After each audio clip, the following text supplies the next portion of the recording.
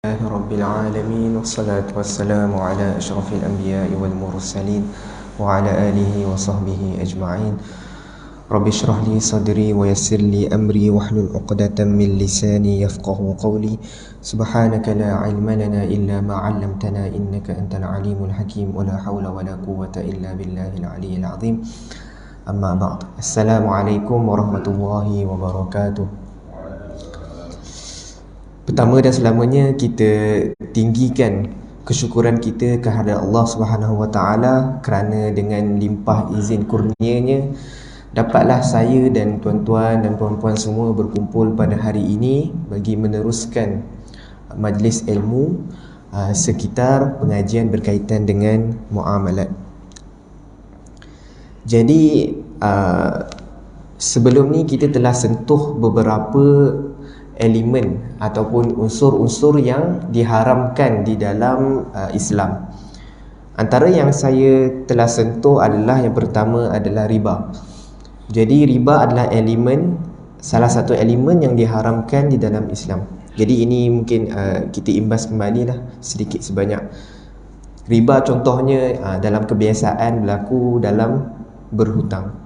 Jadi bila mana orang yang berhutang, pastikan orang yang memberi hutang tidak mensyaratkan ataupun orang yang meminjam mensyaratkan untuk membayar lebih kepada orang yang beri pinjam. Sekiranya kita pinjam RM1,000, kita pulangkan RM1,000. Jangan bayar lebih. Jangan ada syarat untuk bayar lebih, melainkan orang yang meminjam duit tu dia secara sukarela membayar lebih. Contohnya pada hari Isnin dia meminjam duit sebanyak RM1,000 dan di hari Ahad nanti dia kena pulangkan RM1,000. Jadi bila tiba hari Ahad dia jumpa orang yang bagi pinjam duit tu, dia bagi RM1,100. Itu dibenarkan. Kerana apa? Lebihan itu bukan syarat ketika meminjam. Okey. Antara elemen yang lain yang kita telah sentuh adalah berkaitan dengan gharar, iaitu ketidakpastian. Jadi elemen ketidakpastian ni berlaku dalam banyak hal, dan antara contoh yang kira contoh buku teks ni adalah satu jual beli yang ada hadis Nabi melarang dua bentuk jual beli. Yang pertama, ada satu jual beli yang kita panggil sebagai al-munabazah. Jual beli munabazah. Munabazah ni apa? Jual beli yang berlaku pada satu ketika penjual dia akan campak sahaja baju kepada pembeli. Jadi pembeli dia tak boleh nampak baju apa yang dicampak, melainkan bila dia dapat baju yang dicampak tu, dia automatik jadi pembeli. Jadi penjual akan campak saja baju. Jadi pembeli yang dapat tangkap baju tu, dia automatik jadi pembeli. Dalam keadaan dia tak sempat nak tengok pun sifat ataupun ciri-ciri barang tersebut. Jadi ini adalah dinamakan sebagai jual beli munabazah, dan dia telah dilarang oleh Nabi SAW. Dan ada satu jual beli yang lain kita panggil sebagai al-mulamasah. Ini saya sudah sentuh, kita ulang kaji sikit. Jual beli mulamasah ni adalah jual beli yang berlaku apabila ada satu kawasan, kira kata kedai tu dia gelap. Dia tak nampak sangat, tak terang sangat. Dan pembeli, bila mana contoh kita kata tu kedai kain. So pembeli bila mana dia sentuh satu kain, contoh dia nampak ada satu kain tu, dia sentuh kain, dalam keadaan dia tak nampak pun kain tu warna apa dan sebagainya, automatik dia dah jadi pembeli. Dia tak ada pilihan lain. Bila dia sentuh je kain tu, automatik dia jadi pembeli. Dalam keadaan dia tak nampak pun kain tu macam mana, ada koyak ke dan sebagainya. Jadi ini disebutkan sebagai jual beli mulamasah. Jual beli mulamasah, dan dia juga dilarang oleh Nabi SAW. Dan yang ketiga, elemen maisir. Elemen maisir ataupun elemen judi.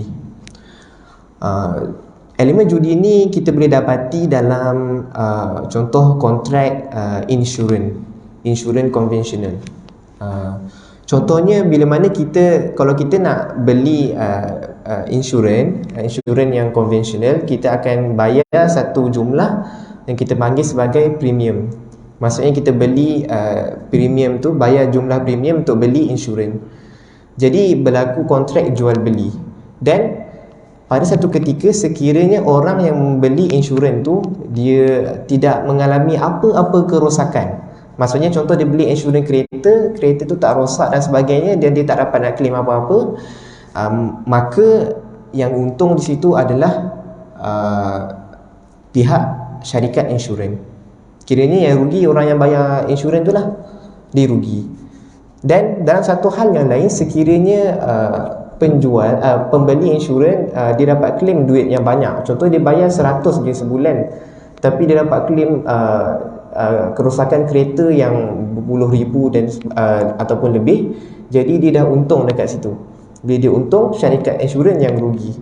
Jadi dalam keadaan ni dia ada elemen maisir ataupun judi dalam insurans konvensional. Okey. Jadi hari ini saya ingin masuk satu topik yang kita panggil sebagai masih dalam topik akad, cuma kita nak sentuh berkaitan dengan rukun dan syarat di dalam akad. Jadi akad ni apa sebenarnya? Akad ni kalau biasa kita dengar contoh kalau bank Islam tu ada akad. Contoh kita dengar bank konvensional ataupun bank yang tak patuh syariah tak ada akad. Jadi bila mana ada akad, dia patut automatik dia jadi halal. Kita biasa dengar perkara yang sebegitu rupa, tapi hakikatnya akad tu hanya dia adalah bahasa Arab, dan kalau bahasa Melayunya kita panggil sebagai kontrak ataupun perjanjian. Jadi kontrak ataupun perjanjian boleh jadi dia patuh syariah atau boleh jadi dia tak patuh syariah. Jadi akad semata-mata tidak menghalalkan sesuatu perkara, kerana akad itu maksudnya adalah kontrak ataupun perjanjian. Jadi kalau kita tengok kontrak ni, kalau kita kata definisi dia adalah apabila ada dua pihak ataupun lebih membuat satu perjanjian, dan perjanjian tu akan melahirkan satu kesan, kita panggil sebagai kesan akad. Saya ulang balik, ada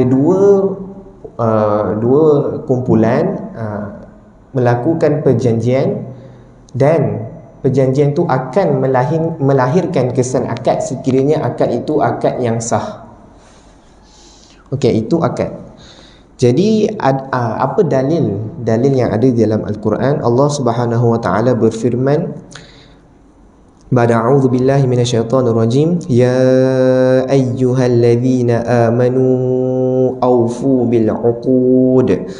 Maksudnya, wahai orang yang beriman, hendaklah kamu melunaskan atau menepati akad-akad ataupun kontrak yang telah kamu meterai.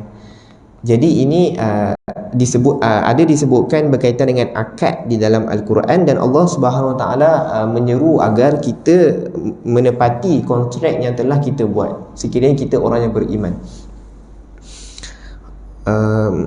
Jadi itu sedikit sebanyak berkaitan dengan dalil. Seterusnya saya terus masuk berkaitan dengan kaedah fiqh yang ada berkaitan dengan akad.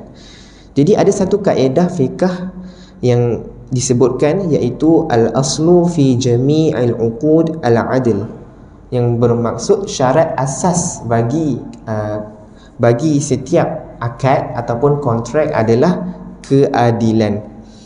Jadi objektif syariah adalah untuk memastikan keadilan tertegak bila mana berlakunya perjanjian, ataupun bila kita melakukan atau membuat satu kontrak, pastikan ada keadilan di dalamnya. Dan of course keadilan tidak sama dengan sama rata. Keadilan tidak sama dengan sama rata. Kerana keadilan itu menurut Al-Qasimi mentarifkan keadilan sebagai penyamaan hak di kalangan anda, mengelak dari ketidakadilan, dan memastikan setiap orang mendapat haknya. Jadi sekiranya setiap orang mendapat haknya, itulah yang kita namakan sebagai keadilan. Dan ada satu ayat Allah berfirman, innallaha ya'muru bil adli wal ihsan. Sesungguhnya Allah menyuruh berlaku adil dan berbuat kebaikan. Jadi Allah Subhanahu Wa Taala menyuruh kita supaya berlaku adil dalam melaksanakan sesuatu kontrak. Jadi kalau kita nak pergi lagi dalam, keadilan tu ada dalam kontrak yang berbentuk pertukaran. Kita ada banyak jenis kontrak, dan satu kontrak, kita kata satu kontrak yang kita panggil sebagai kontrak pertukaran. Contoh jual beli dan sebagainya, ada pertukaran duit dan barang. Jadi akad yang macam ni, kontrak yang macam ni, mestilah ada keadilan. Dia tak semestinya sama rata. Asalkan ada keadilan, ianya okey. Dan ada satu kontrak yang lain kita panggil sebagai kontrak tabarruk. Tadi kontrak pertukaran, dan yang kedua ada satu kontrak yang kita panggil sebagai kontrak tabarruk. Kontrak tabarruk dia asasnya yang sebenar-benarnya adalah kebaikan. Kontrak asas pada kontrak tabarruk dia adalah kebaikan. Kontrak tabarruk ni apa? Kontrak tabarruk ni contohnya seperti kita memberikan hibah ataupun hadiah.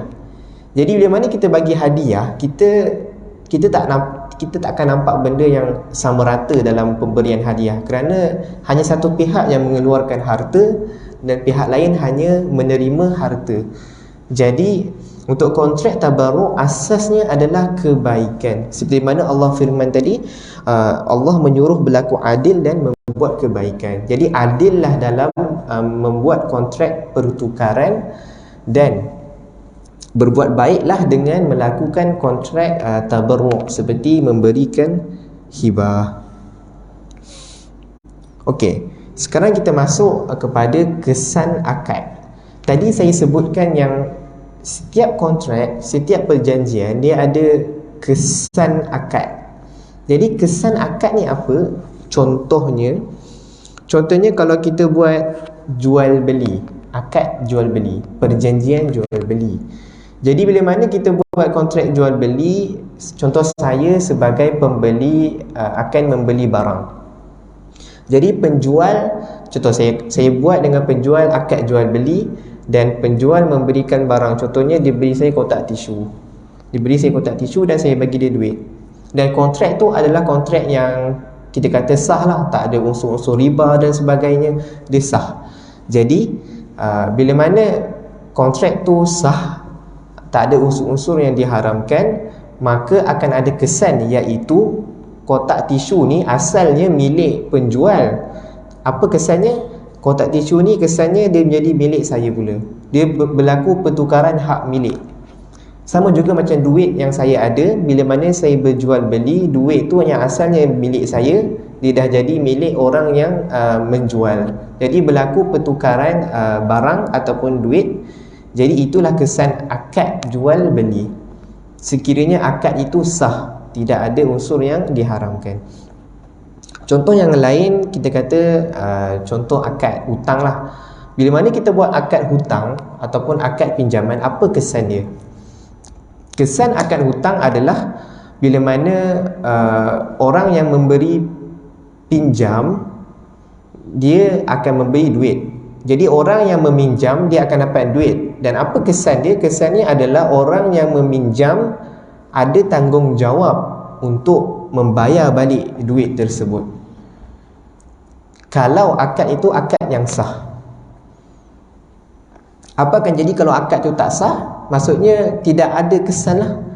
Bila mana tak ada kesan, orang yang meminjam tu kalau ikut hukum, dia tak perlu bayar balik.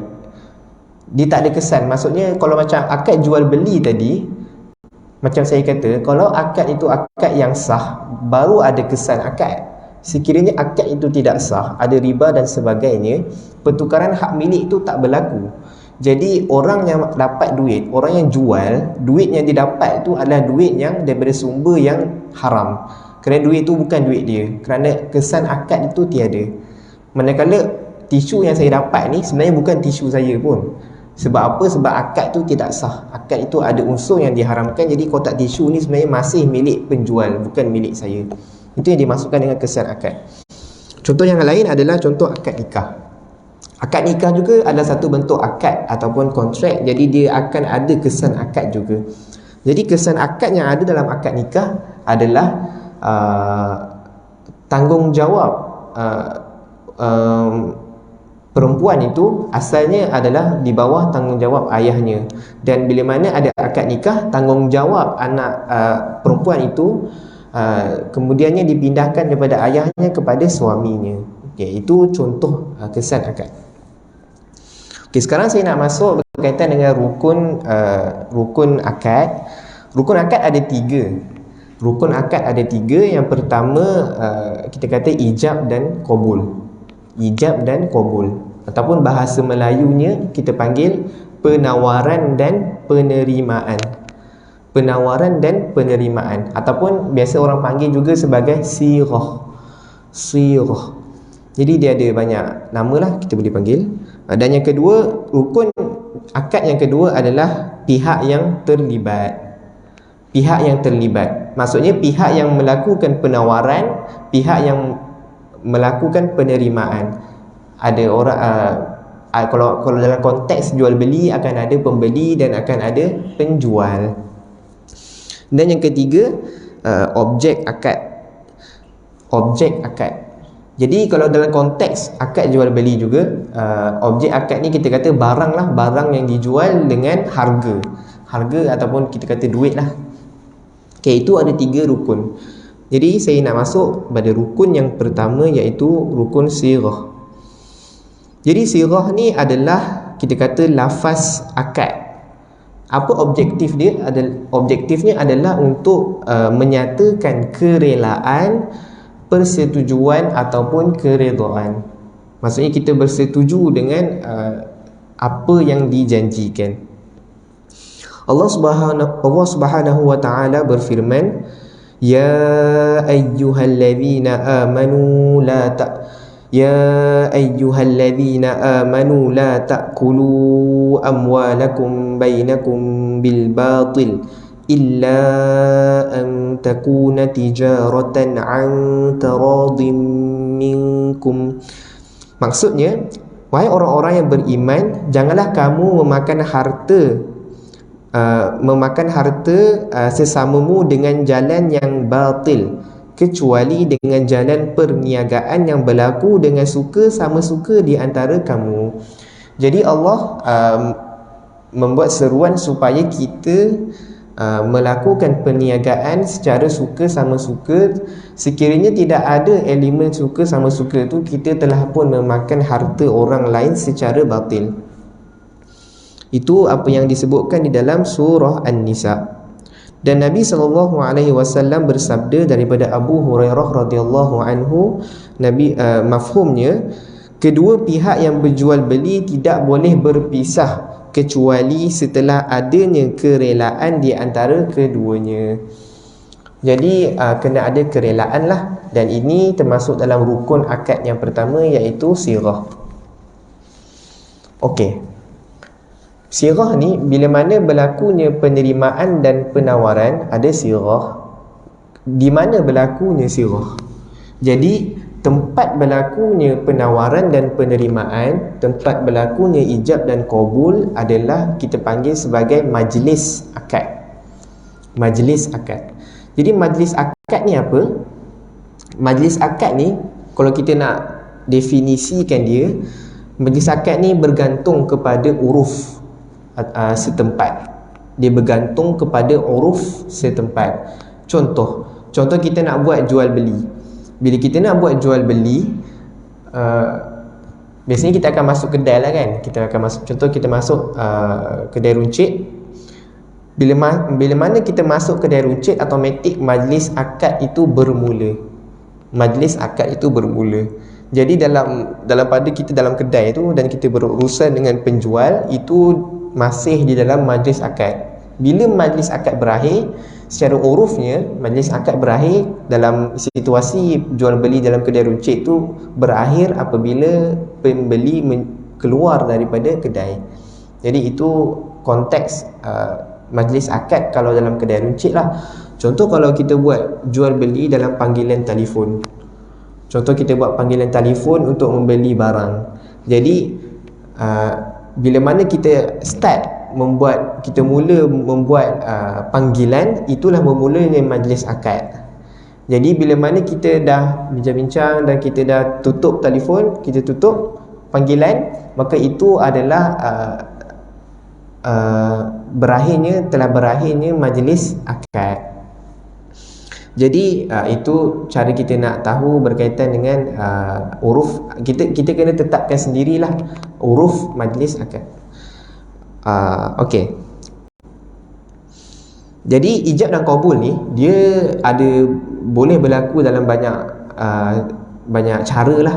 Dan cara yang pertama adalah melalui perkataan. Contohnya saya cakap saya nak jual benda ni, dan orang tu cakap okey, saya setuju, saya nak beli. Itu contoh, melalui perkataan. Dan yang kedua, boleh juga melalui tulisan. Contoh saya tulis saya nak beli, saya setuju nak beli, dia pun kata saya setuju nak jual. Itu pun boleh. Yang ketiga adalah isyarat. Bahasa isyarat lah. Bukanlah bahasa isyarat, maksudnya sekadar isyarat tangan pun boleh, asalkan difahami. Okey. Jadi menurut mazhab kita, mazhab Syafi'i, sesiapa yang memiliki barang, kalau kita tengok konteks jual beli, sesiapa yang memiliki barang yang ingin dijual, maka itulah yang kita panggil sebagai ijab ataupun penawaran. Maksudnya orang yang ada barang, yang nak jual barang tu, dia yang akan buat ijab, dia akan buat penawaran. Dan orang yang membeli barang tu, dialah yang akan buat penerimaan. Itu dalam mazhab Syafi'i. Kalau dalam mazhab yang lain, contohnya dalam mazhab Hanafi, sesiapa yang mulakan dulu, dialah ijab. Walaupun saya pembeli, saya nak beli barang, so saya cakap saya nak beli barang tu, so saya lah ijab, saya lah yang menawarkan penawaran. Jadi qabul ni siapa? Qabulnya penjual. Jadi siapa yang start dulu, dialah penawaran. Itu kalau dalam mazhab Hanafi. Okay, next. Apakah syarat-syarat ijab dan qabul? Okey, syarat yang pertama adalah ia mesti difahami oleh semua pihak. Mudahnya contoh saya cakap saya nak jual, dia pun faham saya cakap saya nak jual, dan dia pun cakap saya nak beli. Contoh apa yang kalau orang tak faham, contoh saya cakap bahasa lain, dia cakap bahasa lain. Jadi tak berlaku tidak difahami oleh semua pihak. Okay, itu yang pertama. Yang kedua, dijalankan dalam satu majlis. Majlis apa? Majlis akad yang telah saya huraikan sebentar tadi, dalam majlis akad. Jadi sirah ni, ijab kabul ni kena buat dalam satu majlis akad. Okey, syarat yang seterusnya adalah kekal kapasiti ataupun kekal kelayakan. Maksudnya apa? Orang yang berakad tu dia kekal kelayakan dia untuk meneruskan kesan akad. Maksudnya dia ada kelayakan lah. Maksudnya orang yang meminjam tu dia ada kelayakan untuk orang yang meminjam duit, dia ada kelayakan untuk memulangkan balik duit. Itu maksud kekal kelayakan. Kemudian yang keempat, qabul, penawaran mesti sesuai dengan ijab, mesti sesuai dengan penerimaan. Contohnya saya datang kat kedai, saya kata kat dia saya nak beli tisu, dan dia pun setuju nak jual, tapi dia kata okey, aku setuju nak jual cawan. Saya datang saya nak beli tisu, tapi dia setuju untuk jual cawan. Jadi penerimaan dan penawaran tak sama. Ditawar jual cawan, saya setuju untuk beli tisu, jadi tak boleh. Dia kena selari lah. Dan yang kelima, syarat yang kelima adalah pengesahan segera. Jadi sirah ni kena ada pengesahan segera. Kita tak boleh nak tangguh-tangguh lah. Penerimaan tu kena segera, tak boleh ditangguh-tangguhkan untuk mengelakkan salah faham. Okey, next, adakah semua jual beli, kalau kita akad jual beli, adakah semuanya perlu ada lafaz ijab dan qabul? Adakah semua, macam setiap kali kita nak beli barang, kita kena cakap saya jual, saya beli, saya jual, saya beli. Dan hakikatnya kita tak amalkan pun benda tu sekarang. Jadi macam contohlah kita beli dekat vending machine, kita beli kat mesin gedegang, kita beli air. Bila kita tekan kan, masuk duit, air keluar, tak ada pun orang yang jual tu. Jadi macam ni kita nak buat saya jual, saya beli? Jadi dalam hal ni kita panggil sebagai jual beli mu'atah. Jual beli mu'atah. Jual beli mu'atah ni apa? Adalah jual beli yang, contoh penjual dekat rak, macam contoh dekat Tesco ke apa kan, dekat rak tu dia letak harga. Dia letak harga. Jadi bila mana dia letak harga, dan contoh pembeli datang, saya datang Tesco tu, saya tengok susu tu harga dia contoh sekian-sekian, taklah RM3 contoh, RM3. Bila mana saya tengok harga tu, saya setuju dengan harga tu, saya pun pegang susu tu. Jadi saya pun pergi bayar. Jadi bila mana saya tengok harga tu sendiri adalah satu bentuk penawaran. Jadi bila mana saya setuju, saya terima, saya ambil, saya bayar. Jadi dekat situ sudah cukup ijab dan qabulnya, sudah cukup penawaran dan penerimaan. Jadi tidak perlu untuk kata saya jual, saya beli dah. Saya ulang balik, sekiranya kita tengok harga tu, kita setuju dengan harga barang tu, kiranya harga tu sendiri adalah satu bentuk penawaran, satu bentuk ijab. Jadi bila mana kita ambil barang tu, kita bayar, itu dah kira sebagai penerimaan. Kita terima harga tersebut dan kita setuju untuk beli. Jadi ini jual beli yang dipanggil sebagai jual beli mu'atah. Dan jual beli mu'atah ni kalau kita pergi lagi dalam, dianya diharuskan oleh majoriti ulama mazhab, majoriti mazhab kecuali mazhab Syafi'i. Imam Syafi'i menganggap jual beli ini tidak sah. Imam Syafi'i menganggap jual beli mu'attah yang kita buat sekarang adalah tidak sah. Jadi dalam hal ni sebenarnya kita mengambil, kita kata menggunakan mazhab yang lain dalam melakukan jual beli, kerana menurut Imam Syafi'i jual beli ini tidak sah. Ada perincian dia lagi. Ulama yang terkemudian dalam mazhab Syafi'i, dia kata dia membenarkan jual beli mu'attah ni, tapi untuk barang-barang yang kecil-kecil je. Untuk barang yang kecil tu kita nilai sendirilah kecil tu macam mana. Yang besar tu contoh macam beli rumah, beli kereta, tak boleh lah untuk buat jual beli mu'attah ni. Dia kena ada ijab qabul yang jelas, saya jual, saya beli, macam tu. Okey, itu sedikit sebanyak berkaitan dengan sirah. Jadi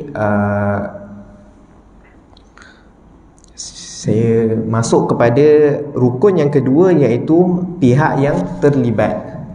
Jadi rukun pertama kita telah selesai, rukun akad sirah. Rukun yang pertama rukun sirah, dan yang kedua adalah pihak yang terlibat. Jadi pihak yang terlibat ni, kita ada satu benda kita panggil sebagai kelayakan ataupun ahliyah ataupun kelayakan. Jadi secara ringkasnya, kelayakan ni dia ada dua kelayakan. Yang pertama, kelayakan menerima hak yang dibolehkan di dalam Islam, dan yang kedua, kelayakan melaksanakan hak yang dibolehkan di dalam Islam. Jadi ringkasnya, kelayakan yang pertama, kelayakan menerima hak ni bergantung kepada, di asasnya adalah nyawa individu tersebut. Sekiranya individu tu ada nyawa, dia ada hak untuk menerima hak.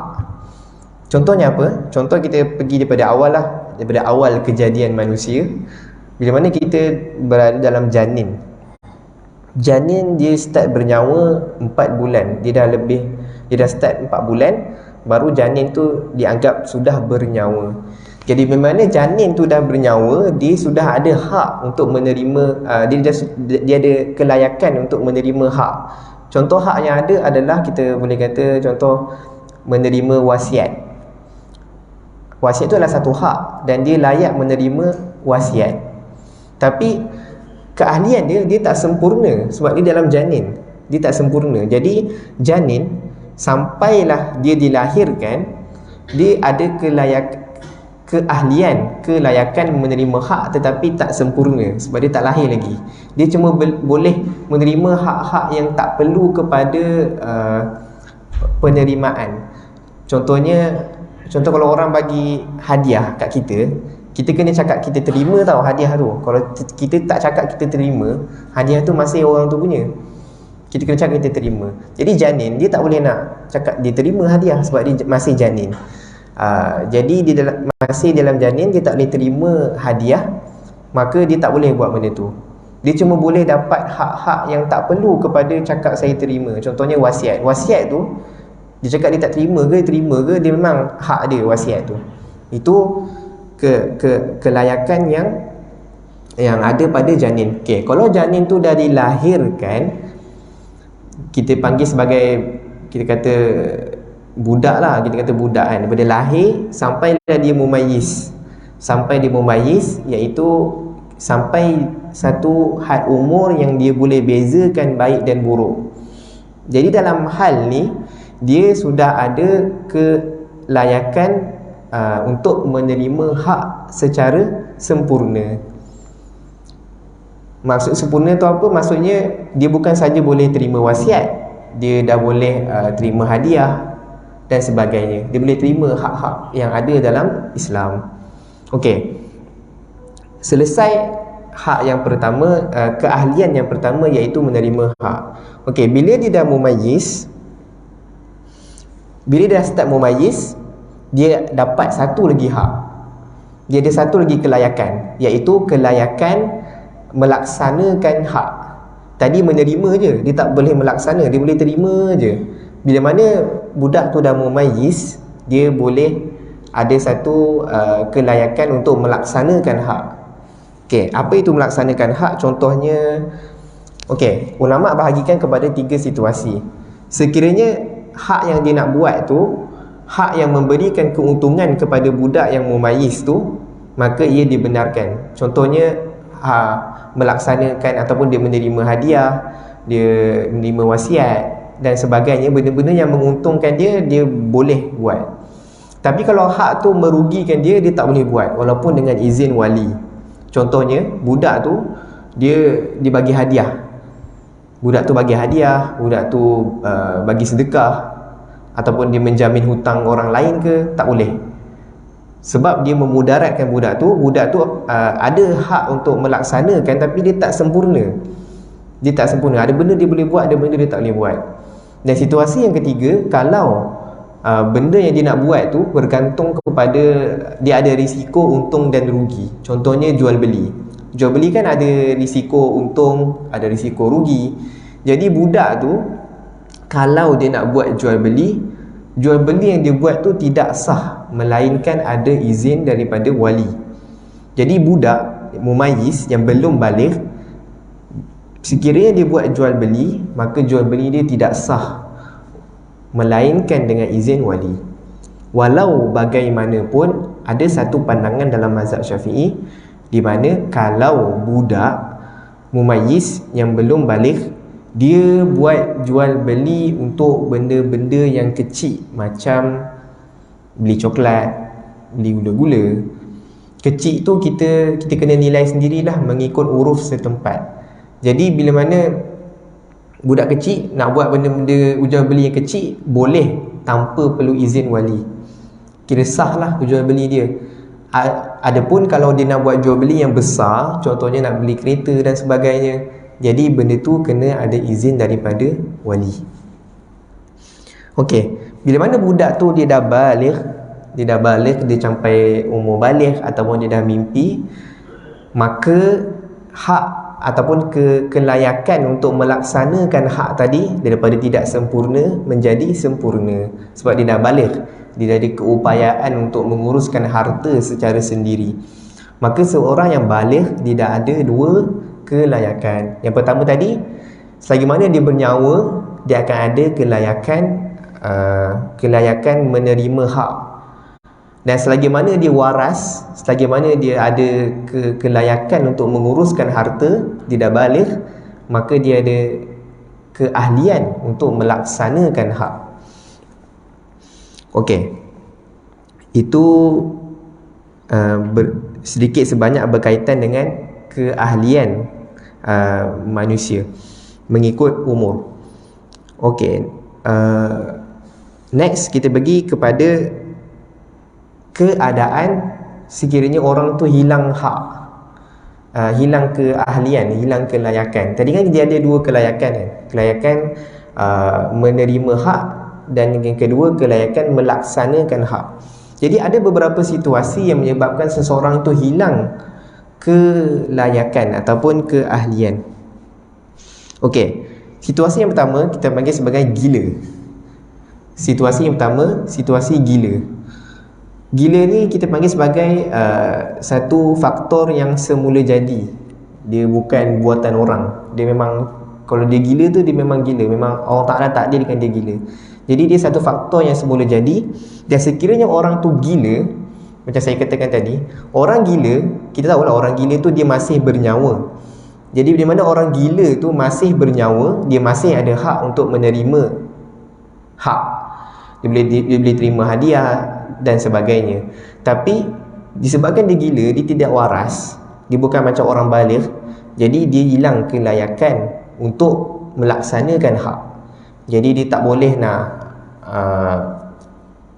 buat jual beli ke apa, tak boleh. Jadi dia hilang kelayakan melaksanakan hak sebab dia dah tak waras. Okey, next, kebodohan semula jadi. Kebodohan semula jadi. Okey, kalau orang tu ada kebodohan semula jadi, dia depends on level lah. Kalau level dia sampai bodoh yang teramat sampai macam orang gila, dia ambil hukum seperti orang gila tadilah. Dan kalau kebodohan dia kita kata kurang daripada, bukan kebodohan yang maksimum, dia kejap-kejap bodoh, kejap-kejap tak bodoh, jadi kita anggap dia sebagai budak yang mumayyiz. Budak yang mumayyiz tadi apa? Budak yang dia ada hak, keahlian untuk melaksanakan hak, tapi dia tak sempurna. Dia boleh buat benda yang bagi manfaat dekat dia je. Benda-benda yang memudaratkan dia tak boleh. Kalau nak ada jual beli yang besar-besar, dia kena ada izin daripada wali. Itu kalau kebodohan semula jadi. Next, terlupa. Okey, kalau terlupa ni juga adalah satu benda yang semula jadi. Dia datang, memang Allah Ta'ala nak takdirkan dia lupa. Jadi lupa ni, adakah dia hilangkan kelayakan? Kalau kita tengoklah, orang lupa ni dia masih bernyawa, so dia tidak hilang kelayakan menerima hak. Adakah orang lupa ni hilang kewarasan? Tak juga. Jadi orang lupa ni dia tak hilang mana-mana hak, dia cuma terlupa je. Jadi dia tak hilangkan keahlian untuk menerima hak, dan dia tidak menghilangkan keahlian untuk melaksanakan hak, kerana dia hanya terlupa. Okey, next, tertidur dan pengsan. Tertidur dan pengsan juga satu bentuk faktor semula jadi. Maksudnya tertidur tu memang bukan buatan orang, memang dia tertidur. Allah Ta'ala takdirkan dia tidur.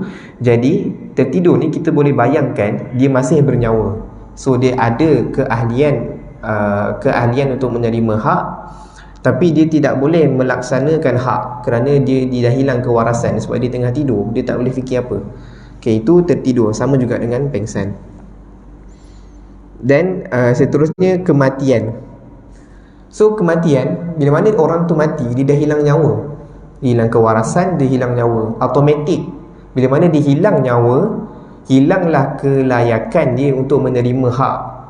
Dia tak boleh terima hadiah dah sebab dia dah mati. Dan seterusnya dia hilang kewarasan sebab dia dah mati, jadi dia tak boleh nak bagi hadiah sebab dia dah mati. Jadi kematian juga satu faktor yang menghilangkan keahlian. Next, kita kata mabuk. Macam mana dengan orang yang mabuk?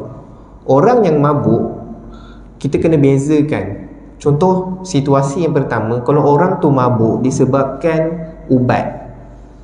Disebabkan ubat lah. Bukan dia nak sangat mabuk, tapi bila dia makan ubat dia jadi mabuk. Jadi orang yang macam ni, kita boleh bayangkan dia masih bernyawa, dia ada hak untuk menerima, dia ada kelayakan untuk menerima hak, tapi disebabkan dia mabuk, dia hilang kewarasan, jadi dia tak boleh melaksanakan hak. Itu untuk orang mabuk yang tak sengaja sebab dia makan ubat. Manakala untuk orang yang mabuk tapi memang sengaja nak mabuk, dia minum arak, dia tak hilang. Ulama tidak menghukum dia hilang kelayakan, dia masih ada kelayakan, dia tak hilang. Jadi bila mana dia ada kelayakan, berlaku ada kesan-kesan akad dalam tu, dia kena berjalan kesan akad tersebut. Jadi itu sedikit sebanyak benda-benda yang menghilangkan keahlian seseorang. Jadi setakat itu sahaja dahulu daripada saya. Kita telah sentuh berkaitan dengan rukun yang pertama, iaitu rukun sirah, rukun ijab dan qabul, dan yang kedua rukun pihak yang berakad. Jadi insya-Allah jika ada kesempatan, kelas yang akan datang kita akan sambung berkaitan dengan rukun yang ketiga, iaitu objek akad. Objek akad. Jadi itu saja. Saya minta maaf sekiranya kesilapan dari pihak saya menerima sebarang teguran selepas ini insya-Allah. Aqulu qauli hadza astaghfirullahal azim li wa lakum. Assalamualaikum warahmatullahi wabarakatuh.